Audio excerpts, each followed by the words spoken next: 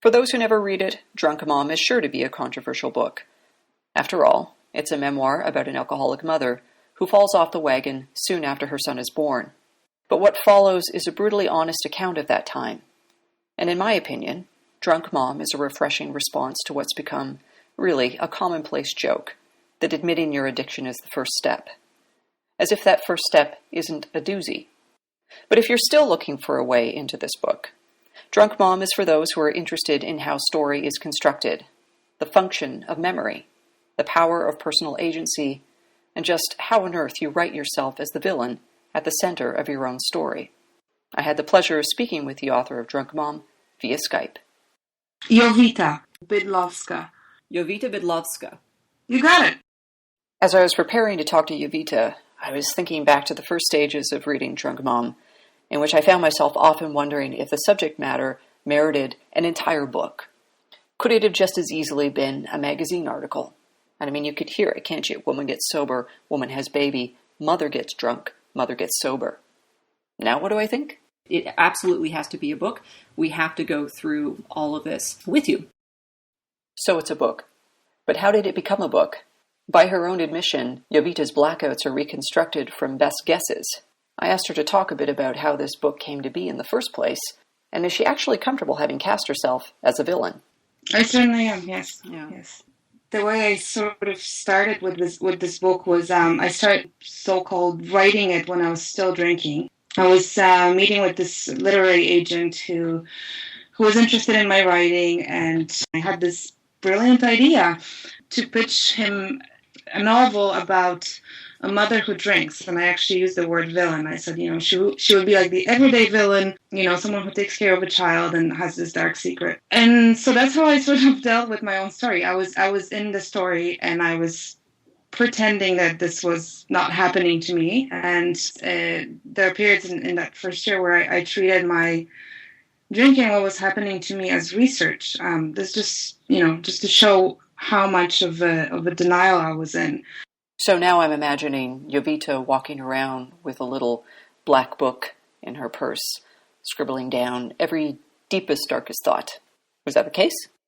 I wasn't journaling. I'm not that into journaling, but I was writing down things that people were saying to me as a new mother. So, for example, someone said, back in the day, we didn't have the luxury of calling nonsense a psychological disorder when this person referred to my diagnosis of postpartum depression. So actually, that's in the book, that line. So when I was at rehab, actually, I did make a lot of notes, and I was writing about what people were saying in rehab, and they have all these ridiculous sort of exercises and things that we had to do in rehab that were, bordering on comical, and so I was writing a lot of that stuff down. But after rehab, I almost immediately relapsed, and that was sort of the time when I had to admit to myself that what was happening was not a fiction story. It was real. I was in it. Going into reading Drunk Mom, I went in with the assumption that I would try to situate myself as a parent or a caregiver of a child. And I also thought about fans of memoir and what they would think about Jowita's decision to write about this dark time in her life. But by the time I had finished Drunk Mom, I was far more intrigued about what the reaction to this book would be on the part of Jowita's support circles, her family. I have no idea how the book will be received. I had really tremendous support from people close to me. Although I do have to say that people who are very close to me, so my partner and my sister, for example, found it very, very difficult to read. So, and that's not a huge surprise, And I've told family members that I don't expect them to read it. Still, this has me thinking about all those books that were written and were put in the desk drawer, the stories that were told but were never shared. And there are scenes in Drunk Mom that are not for the faint of heart. Some of the more troubling scenes involve Jowita and her young son in a stroller out in particularly harsh weather conditions, blizzards, the snow offering a cloak of sorts, a safe place in which Jowita can drink. So I go back to ask, who does Jowita as the writer feel is best served by her telling her story? And I never had I never aimed to upset or shock anyone. women especially have this tendency to people please, right? And I do. I'm not saying all women do, but even with motherhood, there's certain expectations of how women should be and how they should be behave and what they should look like and should be, unicorns and fluffy clouds. But my own life and my own experience was really, really ugly, thanks to my doing.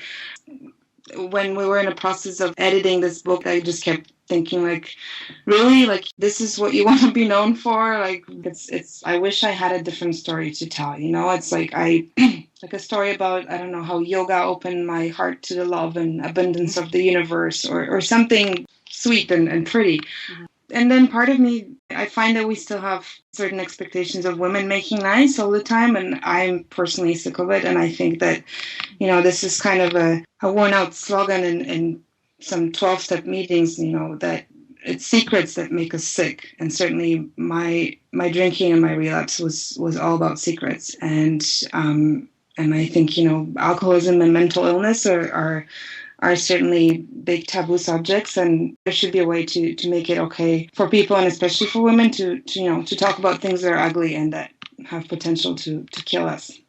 In Drunk Mom, something Jowita talks about a lot is the ever-present want for booze. I ask her if in any way that tendency extends to writing. I have a want for writing all the time. Not to tell the story over and over again. I've moved on to other stories with writing, but certainly I was always a writer. But when I was drinking, it was a very, very exhausting hobby to have. You can't really write when you passed out. So certainly when I got sober, writing was something that kind of saved my ass and continues to do so. And I'm just as obsessive and as, perhaps pathologically involved in it as I was with drinking, but it's a good obsession to have. This is sort of all the book and stuff aside. Obviously, I'm sober now, and the book only exists because I was able to get sober and to stay sober. And the biggest gift is that I actually am in a house where my son is able to go to sleep safe in his bed, and so that's probably the best thing about it all. Drunk Mom by Jowita Bydlowska is published by Doubleday Canada, and this has been a 49th Shelf podcast.